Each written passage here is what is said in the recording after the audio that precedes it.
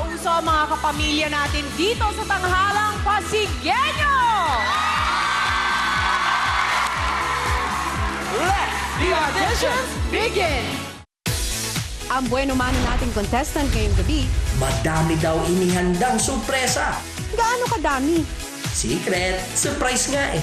Kami po ang Sinag Dance Community from San Jose del Monte, Bulacan. Tinayo po namin yung Sinag to become a light of hope para dun sa mga nawawala po sa landas or hindi po nila alam gagawin nila sa buhay.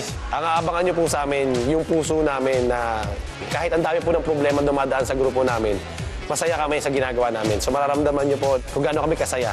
Sinag family, who? Let's go, guys! Okay, guys. Ito na. Grabe. Kaya sinasabi ko sa iyo, huwag ka maglalaro ng kuryente, oh.